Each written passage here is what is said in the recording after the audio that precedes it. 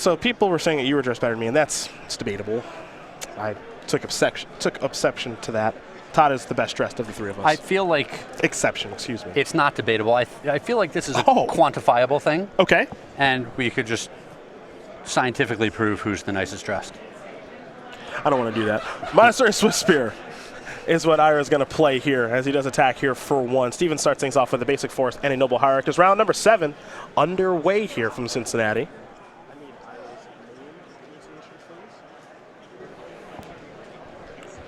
We'll head back Steven's way. And again, you did mention just how easily it is for him to make threats irrelevant. So here's a wild Nikotl. Noble Hierarch is going to play another Noble Hierarch. And Nikotl can already just be a 3/3 here. Yep. So for Arya Roohi, I don't want to say he's got to get to burn spells already, but because it's the second turn of the game. Well, he does have 3 main deck Searing Blaze. Okay. You know, something like that would really open up this game. But yeah, all these green and white creatures are going to come down. They're going to gum up the board, and then they're going to start attacking. And so it's critical for Arya to get some points in early and then have the burn. Well, we'll see what the second turn brings, because Stevens is already off to a great start, and his hand is actually 2 copies of Eclectic Company. That's the leftover goodies. Those are good ones to have left behind. Yeah. A Bloodstained Mire here for Roohi. There's also a basic mountain in the hand, so we'll see what land he does want to search up here. And this is a matchup where both players need to be a little more careful about the life that they pay when they're using their fetch lands. Yeah, for Steven's deck, his deck gets hard. Yep. You know, Locks on Smiter, Neither Reliquary, stuff like that. And of course, when you're playing against Burn, you're always kind of walking on thin ice with your life total. You're always at least a little bit concerned. Lightning Helix going to go after that wild Nikotl. So that'll bite the dust. Prowess Trigger here on the Swift Spear will allow this to attack for 2. Steven's going to fall down to 16. It's a pretty good start here for Roohi. We'll see. I mean, once these collected companies start firing off, if it's just a barrage of Loxodon Smiters, you know, this start's not going to look very good for very long. There's an attack for 2, thanks to Exalted. Now we're going to head back Arya's way. It's weird because, you know, it always feels like when you're playing against Burn, like Burn can beat anything they're up against. So I'm always kind of scared. Here's another copy of Swift Spear. Uh-oh. Eh, boy. He might get punked. You know, he walked into a dark alley and he wasn't sure what was in there. This could get really bad. Now, here's a little thing about the SCG Live camera you may not know. Collected Company a little shy on the SCG cam. Sometimes finds one creature, a lot of times finds no creatures. And rarely is it the full blowout. Well, we're about to see. Yeah. 2016 debut of Collected Company here. Let's see how Todd Stevens can do with it. Well, there's at least a Tarmogoyf. So not too bad. There's one. And a Voice of Resurgence isn't bad either. I mean, those are both great hits here. Tarmogoyf clocking in at 3/4. If I'm Todd, I'm happy with what's happened here. Now the question is, does he block with just the Goyf? Does he block with just the Voice? Or does he block with both? If I'm Todd in this spot, I'm happy to block with both. I don't know really what Roohi could have here that I'm scared of. Sure. So do your worst, I suppose. Well, one spell is going to end up killing the Voice. Yeah, because the Prowess Trigger. Well, if it was a burn spell, it would have killed the Goyf as well. That's true. That's true. Potentially. Yeah, that's true. But the elemental that's left behind is still just going to be massive. Yeah, it's bigger than the Voice. Especially with the Exalted. Yeah. That thing's a 4/4. It can actually just attack for 6. And you can actually... Ooh, Dramoka's command was a draw. Well, I don't want to say the game's over, but... He's still at a very healthy life total, you know. He's got another Collected Company. It's looking good. I'm pretty happy if I'm Todd Stevens right now. I think I like a Collected Company in the main phase. Gets more creatures in the battlefield for the elemental token. Sure. So that I can attack for 2 damage. Because if I'm Todd right now, I want to make this a 2-turn game. Yes. Don't want to play any extra turns. Got no interest in that. Want to get this game over with. Don't want any... I don't know, it's rather unlikely that Arya has 4 lightning bolts, but I don't want to open myself up to any of that garbage. This will be an attack for 6. 4 from the elemental, as it does count creatures, then 2 exalted triggers. So Roohi's going to fall down to 10. Draw a card here. There's a lava spike in hand. We'll see. I mean, maybe with a couple of chump blocks and a whole lot of burn, he'll be able to put this together. Yeah, just when you're playing against burn, you just want to limit the number of turns they get. You want to cut their outs and close the game out as quickly as you can. There's a Bloodstained Mire.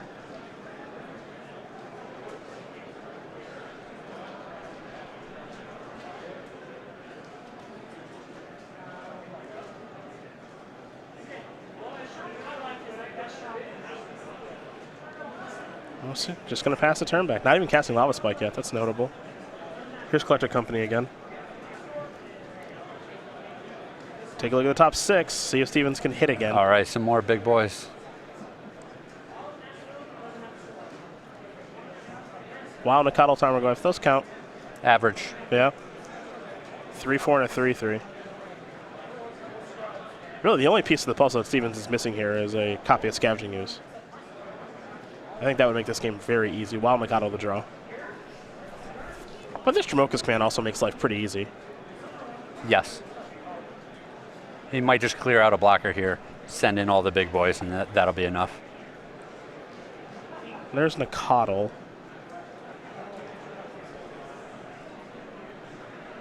Yeah, I think maybe if you use Nikado or the Elemental to fight something and put a +1/+1 counter, I think there's a potential for him to close the game out this turn.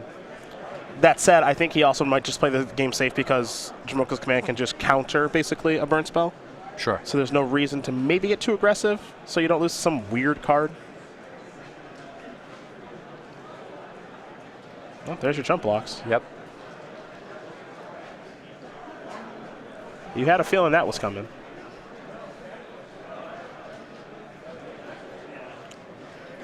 Looks like 6 damage going to come across.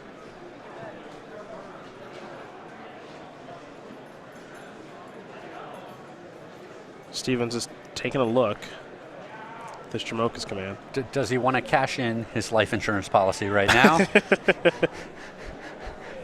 Hold on to it. Yeah, don't do it, Steve. Yeah. Let it accrue a little more value. Yeah. You know? I also just don't want to show it. Yeah. That's the other thing. That's a card that does not see a lot of play in Modern, so it's tricky, and I wouldn't reveal it unless I absolutely had to. And he doesn't have to. So Todd Stevens is going to win game number 1 here against Arya Roohi. Naya Company up a game here over Burn as we turn our attention to the sideboards here, get an idea what both these players are working with. For Arya Roohi, 4 Path to Exiles, 2 Skullcracks, 2 Lightning Helix, 2 Pirate Spellbound, 2 Destructive Revelry, 2 Ancient Grudge, and a Rest in Peace. I'll bring an interesting question to the table. Path to Exile, there are a million big creatures in your opponent's deck. You just saw half of them, but it's not a burn spell. It's interesting. With how many good threats they have, I'm not sure I want Path to Exile on my deck. A card like Pyrite Spellbomb that's good against the 2/2 Pro Red gain a life guy. Core Firewalker. The Firewalker, thank you. You know, that's a card that can still go at the Dome and kill the Firewalker. So it does both things that you want to do. So you like bringing those in. You don't like Path simply because there are just so many large creatures in the deck? It seems hard to... You're not taking out one creature and then just opening up the game for yourself. Okay. Skullcrack, Lightning Helix? Tough to say. If the burn spells in his deck are already the most efficient cards, okay, he might not want them. I mean, the Lightning Helix, I don't think he wants. The 3 life is rarely going to swing the game for him. The Skullcracks, maybe he wants those. Maybe he's scared of certain cards out of the board. Maybe he's scared of Kitchen Finks, and so he brings those in. Revelry, Grudge, Rest in Peace, not so much here. So these burn spells will be interesting to see, and we'll see if Path to Exile does come in. I agree with you on the analysis of Path to Exile. I think that you're playing against a deck that has a million big creatures. Killing one of them isn't going to do anything because we just saw games where you collect companies into 2 big creatures, so what's killing one of them even really do, if we're being honest? And also, you're also kind of, if you path like a Voice of Resurgence, you're accelerating them into Collecting Company. Yep. So we see on Todd Stevens' side 2 Engineer Explosives, 2 Spellskite, 2 Kitchen Finks, 2 Blood Moon, 2 Domri Rod, a Stony Silence, an Ancient Grudge, a Grimloth-Mancer, a Rending Volley, and an Elspeth Knight Errant. I think this is very straightforward here. It's going to be 2 Spellskites and 2 Kitchen Finks, and done. Sideboarding out. Maybe there's a. I guess Kusalik Pride Mage not great. Doesn't have a whole lot of targets. I could see that coming out. A Voice is pretty good here. Smiter's pretty big, but it has no relevant text besides just being a 4/4. Collected Company's not going anywhere. Bolts, I guess Path could go. Path can go. Especially with the way that you saw that game play out, he's not scared of one guy. Yeah, not at all. I mean, maybe he's scared of the Eidolons of the Grave Revel and wants to leave the Path in to make sure he can get those off of the board because he has so many cheap cards that would really just punish him if his opponent slams the Eidolon on turn 2. No, that makes sense. And in that regard, like, you don't need all 4 Paths then. You can probably shave a little bit. Sure. You still have bolts in your deck. Dromoka's Command can take care of an enchantment. So, yeah, this all makes sense. It's actually pretty straightforward on Todd's side. The Skites, the Finks, and then just kind of move on with life. I don't think he really needs any of this other stuff. So both players going to shuffle up. Get ready here for game number 2. Arya Roohi will be on the play for game number 2. And as I do get ready, we will discuss our Season 4 Invitational Champion. That's Caleb Scherer. That means we're talking about a Storm token that he won at our Season 4 Invitational. So congratulations to Caleb. He is here this weekend as well, though this weekend not going as well as Vegas, though there's a hard weekend to top. A couple ways to go about getting this Storm counter. All of our open participants, all of our classic participants, and all orders from StarCityGames.com beginning January 29th at noon East Coast time. $5 minimum order there. That'll get you a Caleb Scherer token. Congratulations to him. Qualified for our Players Championship. Had a great run through day number 1. Eliminated early, unfortunate for him in day number 2. But a heck of a run in Las Vegas. Only chance he had to qualify for the Players Championship was winning our Season 4 Invitational. Yep. And he did. Crushed it. Yeah, so that was a heck of a tournament to watch. Very happy for him. Glad to see him on the SCG Tour here again this year. And we'll be seeing him quite a bit because he loves to game. Who doesn't? Yeah. And when the end game here is getting your face on your own card, what more could you want? I'd be insufferable if I won a token, since I already have a token. I was about to say, you have your... But if I won a token, what would your token be? Do you know? I don't know. There's a lot of exciting tokens out there, but a lot of the more exciting ones have already been used. Like, would you say that over the course of your Magic career, there was some sort of token card that helped you win the most or memorable moments? So back in the day in Team Limited, okay, my teammates would take all the good cards and then leave me with a pile, literally the pile of the green cards that are left over. Great teammates. And they'd just be like, Craig, you know what you're doing here. Like, and so there was always just this running joke about how I ended up with just like 3 Chatter of the Squirrels and an Elephant Ambush, and I just had to go win matches. And so, like, to this day, I love me a little Chatter the Squirrel token. It's a nice little card. That's 2 for 1 right there. Yeah. 2 creatures, 1 card. Chatter the Squirrel, very, very powerful. And I've always loved the artwork on Elephant Ambush. That's one of the best Magic artworks of all time. I know Patrick always appreciated that one. It's an elephant trying to hide behind a tree. So this is your go-to card here. Sure. This is where you got a lot of victories done. There could just be me with a bunch of little squirrels. Okay, I can get behind that. No. And then Elephant Ambush, a classic. Elephant Ambush, a classic Magic card. I'm not going to say best art because that's ridiculous. No, but the flavor's perfect. Yeah. There is an elephant back there somewhere looking to ambush you. He's not getting anyone. Yeah. Only the biggest dummies. And it was so true. You're just like, 4th land, go. Yeah. And your opponent's just like, yeah, I'm not attacking. I see the elephant. It's there. It's behind a tree. But still, it's still a good card in that limited format. Oh, yeah. Yeah, it's still fine. Oh, very playable. 4 mana, 3/3. What could you have? Why are you passing on turn 4, Craig? Sure. Hey, I see some ears. I see a big butt sticking out the other side. There's a trunk, some tusks. I think the coast is clear. A great, an iconic Magic card. Yeah. Truly iconic. That was one of my favorite cards back when I was growing up. It was great. Yeah. I liked Beast Attack too. That was a little more powerful than the Ambush, but those cards were really cool. That was a good format too. It was. I liked Odyssey quite a bit. Chatter the Squirrel though, huh? Who were the teammates then? Who left you with that? That's Patrick and Adam. They had no shame. I'll tell you, we opened some bombs. And they just left you with the rubbish. Who was the big blue guy that tapped a bunch of things? Abishan. Yeah. Yeah. I never got to play with that once. I believe Abishan, Cephalid Emperor. And, yeah. And then there was like Cabal Patriarch. I'm just like, okay, guys, can I? And they're like, no. Absolutely not. I was like, no, I just wanted to shuffle the deck with Cabal Patriarch just to see what it felt like. And they're like, no. You can't get your dirty hands on it. You have your Chatter the Squirrels. They at least gave you the Narcissism, right? Go play with the woodland creatures. Yeah, you got Narcissism. That was a card that card was good. Mad Dogs. That card was horrible. They're just like, Craig, this way you can't forget to attack. You're not allowed to. That card was so bad. A noble hierarch here for Todd to start. Now, you think that I'd get some good cards. Well, only if you opened good green cards. No, but they go into the blue-green madness deck. The best is this story is just definitely true. Oh, 100%. I know it is. Here's a Lava Spike. And now here comes the Swift Spear. Todd, I thought thinking about blocking there for a moment. The follow-up is a Grim Lavamancer. Okay.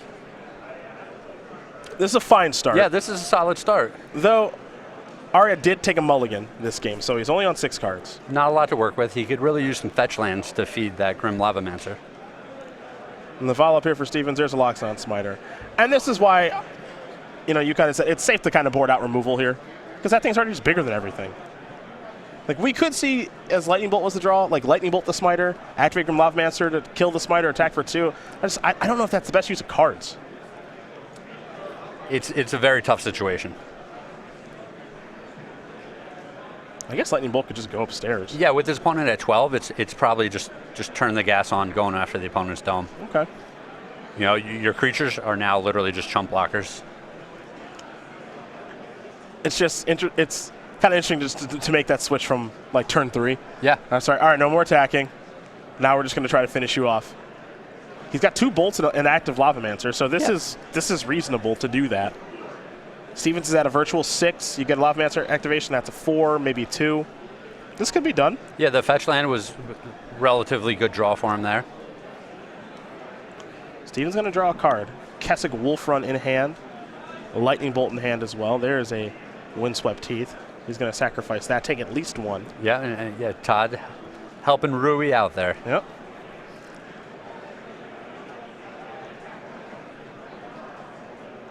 And there's a basic Plains.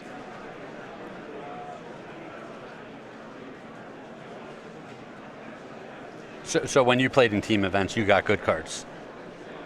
Yeah. Yeah? Yeah. There is a team event that there's a team PTQ where I took the Kumano, the Ryusei, and the Kaiga. You took all the good cards. You're like, you know what, guys? I'm going to get everything here. I I took all 3, actually. And I left the white-red deck with an Issamar and a Devouring Rage, and that's really about it. Sure. So actually, I get a lot of crap for that to this day, to the person I did it to. Oh, you think so? Yeah. Hey, we won the PTQ. Okay, then, all right. Then it's hard to be. All right, we won the PTQ. It was in Chicago. We won the PTQ. It's hard to be spiteful when you have that level of success. But yeah, that was a little uncalled for at the time. I had like the blue-red deck. I had like 2 Teller Tails and all this stuff, and it was like, can I at least get like the Kumano you don't need? And I'm like, no, I definitely need it because there's like this one corner case where I can't beat a card, and I don't want to run into that. Meanwhile, one of my teammates was just playing with the worst white-red deck ever. Sure. Or if he didn't draw Devouring Rage, you could never win. So fortunately, he drew it enough that we did. But and you only need one other of the teammates to win. yeah, but if I lose, it's really bad. But how do you lose? Yeah, right. I have Kumano and Ryusei and Kaiga. So a Lightning Bolt's going to go upstairs. All right, this is probably all in response to that Spellskite coming down. As it should be. Spellskite is going to cause some issues here. There's another Lightning Bolt. And now we'll see a Grim Lavamancer activation. And now Steven's going to fall down to 3. Now, Spellskite isn't all doom and gloom. Again, with Burn, there is some burn spells. There are some burn spells, excuse me, that go to the dome. Oh, for sure. And don't target. Lava Spike, Boros Charm, Tarkus Command, Skull Crack. There's a Lightning Bolt on the Grim Lavamancer. And Roohi's going to have to draw one. Take a draw step.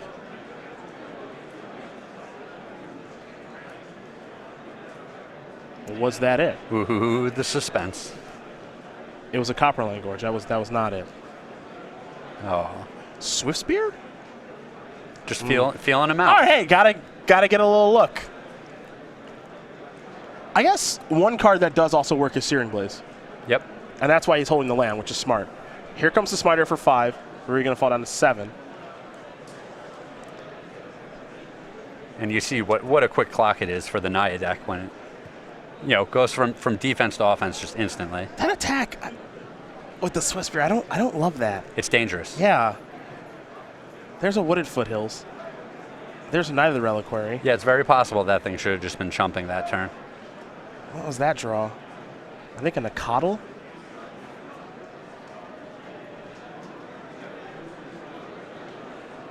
Oh, it's a Tarkus Command.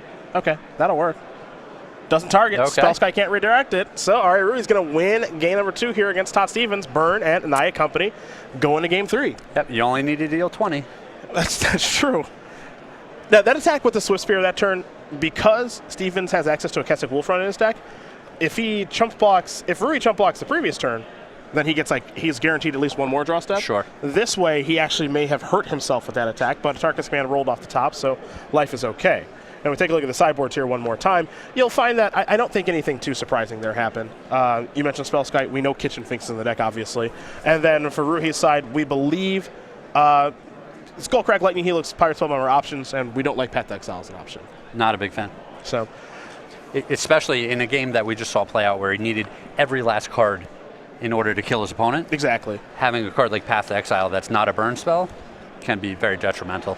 So what are these players playing for this week? And that's the question. If you're just joining us, well, they're playing for quite a bit. Everything. First place, $5,000, 30 SCG points, an invite to our Season 1 Invitational in Columbus. You get second place, you get $2,000, 25 SCG points, an invite to our Season 1 Invitational in Columbus. That'll be at the back end of April. Top 4, top 8, top 16, top 32, top 64, so on and so forth. You do see the points and how they're distributed there. That's players who are trying to qualify for the Players' Championship at the end of the year.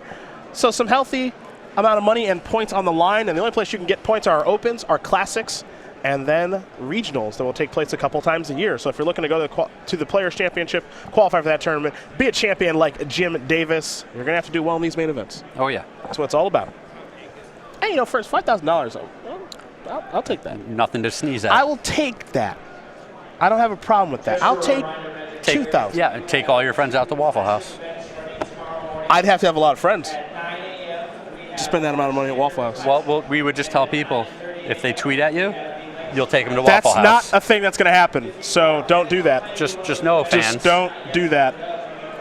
Cedric keeps track of these things. I don't want that to happen. And if you tweet at him, he will hit you back with Waffle House at some point. I have a data plan that costs money. I don't do that. Do not do that. Thank you. Look, you're really pushing Waffle House here. Okay. Oh, no, you're the one who started with the Waffle House. You're pushing your ability to get Waffle House for me. Do you have a Waffle House order? Do you have a go-to? That aren't pancakes that you tried to order there the time you went? I don't think I've eaten at a Waffle House in 10 years. Unbelievable. You're missing out. You really are. I had it for dinner yesterday. Great. You were so excited when you left and not so excited when you came Well, back. yeah. It's the idea. It's the idea of it that was really good. Afterward, it's not. Your body doesn't feel as it should. Given, you just ate dinner. And this is an experience that you want to share with me. Yes, yeah. I'd like to do it again tonight in a couple of hours if I could. There was something certainly wrong with the water at the one I ate. It just didn't taste good. But that's part of the charm. That's terrible. See, I like to drink a lot of water when I eat my meals. That's part of the charm of the Waffle House. You just never know what you're going to get. Like a box of chocolate. Yeah, exactly. You're guaranteed to get the waffle. Quality of waffle, unclear. But that's okay. And that's what you're looking for in a restaurant. I look for a lot of different things when I go to a restaurant. Roohi going to get a Mountaineer off of Path to Exile. There's a stomping ground that he used to play the Wild Nakatl. I appreciate the level of honesty. Oh, I'm always an honest man. Oh, great. Thanks for the, yeah. Here we go. Oh, what happened? Did you get a few tweets? Yeah. Yep. Thank you very much. That's fortunate. I really appreciate that. It's going to be easier to find the tweets that I'm looking for with all of these tweets about the Waffle House. Well, I do appreciate that you're actually writing down all these people's names. I am, yeah. So that you can help them out later. I am keeping track. Voice of Resurgence on turn 2 here from Todd. You're really getting the hang of this a little too quick for me. I don't really like that. For Roohi, he has a mountain. Was accelerated thanks to the Path to Exile. Yeah, but his start is not. It's not what he wants. No, not at all. I miss again. If Arya in this matchup, I actually think he's probably supposed to sideboard out some of his creatures. I don't know which ones. Sure. But I think that because his creatures become irrelevant so fast, like, great, couple Swift Spears. Yeah. Like, yeah. And a Grim Lavamancer. Who cares? You can't attack with any of them. Pass the turn back. Here's a Spell Skite. So attacking just got even more difficult. I think, it's a weird thing to say that I think you're supposed to sideboard out Goblin Guide or Swift Spear in this matchup, but I think you might have to do that. Sure. You definitely want them on turn 1, maybe turn 2. But in the mid game, which in this is turns 3 and 4, it's not a very good draw. And in the late game, it's just actively bad. Here comes a Lava Spike. That's going to go upstairs. No redirects allowed. That'll trigger Prowess there on the Swift Spear. Kaboom. And this is acceptable. Here come the beatdowns. 2/3 Swift Spears. That means that Voice of Resurgence is not going to be a particularly good blocker. Spell Skite. Yeah, even Spell Skite's not a great blocker. Yeah, because of the Grim Lavamancer that's out there. So this is still okay up until this point. I believe Roohi's last card in hand is a Wooded Foothill, so that's not great. But you do draw a card every turn. It's a little thing I've learned. Yeah, one of the beautiful features of this game. Could you imagine if you didn't draw a card every turn? Can you imagine card games where you draw multiple cards every turn? I've played some of them. Yeah? Yeah. They're a little bit more. I don't know. It's good and bad. You played the Versus game? I did play the Versus game. It's good and bad. I played a little bit of the Versus game. Yeah? Had a little bit of success there. How did you do there? I top 8'd the first Pro Circuit. So that's why I got a message from someone who used to play Versus. And then I top 16 the second Pro Circuit. Okay. And then I believe I topped 64'd to still money the third Pro Circuit. Okay. And then I did not day 2 the fourth Pro Circuit. Okay. And then I did not show up to another Pro Circuit. Matthew Tatar had messaged me, curious about your thoughts on Curve Sentinels. We'll get to that at some stage. Geez. Yeah, we'll get to that at some stage. Feels like you have some strong feelings about an old card game and deck. Lightning Helix in hand here for Roohi. No white mana yet, unfortunately. But he has the fetch land. I believe that is the case. There is a Wooded Foothills. Problem solved. Which is good. It also feeds the Lavamancer. It does. Spellskite died last turn, thanks to the Lavamancer, of course. And you saw just a Noble Hierarch and a passing of the turn. Now, Steven's hand, you see a Wooded Foothills there. I believe there's a Windswept Heath there as well. I'm not sure if he has a Dramoka's command right now. I think it'd be very nice if he did, but it does not appear to be the case.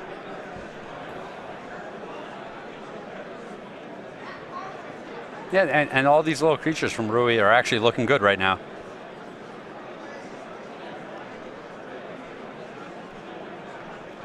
Yeah, it's kind of like in a weird turn. These creatures have looked good here. If there's a Smiter, another Reliquary, or something like that, I think it's a different narrative. But here's Lightning Helix going upstairs. That's going to be 3, 4, 5, 6, 7. Yep, these creatures are going to die. It's going to be left over the elementals. I think. And with Todd having 2 fetch lands in his deck, in his hand, not a lot to work with here. Yeah, Path to Exile was the draw. That's not going to do very much either. This elemental is going to be on chump blocking duty. He just didn't draw a whole lot of spells. Yeah. He does have a minor shot at things here. So Lavamancer is going to activate, put Todd down to 3. And then we could see Todd cast the Path, potentially. And then he's got to try to beat these 3 Swift Spears. It feels like if he does get another turn, he's got to draw Scavenging Ooze right away. I don't think he can. Yeah, he can't path the Grim Lavamancer right now. Yeah, well, that'll take care of this. Doesn't matter. Yeah, here's no decisions to be made. Here's a Lava Spike. Game over. Arya Roohi's going to win this match over Todd Stevens 2-1. Burn going to take down Nia Company. And for Arya, he is 7-0 here in Cincinnati. See, and I would have thought you'd prefer to be on the Nia side of this matchup. But you see Burn take it down. I still think, on the whole, if I'm in this matchup, what side do I want to be on? I think I want to be on the Nine Company side. I think that they are favored, but clearly we saw how the games did play out there. Swissberry ended up being a little bit better than I think we thought it was going to be there in one of those games. Yeah.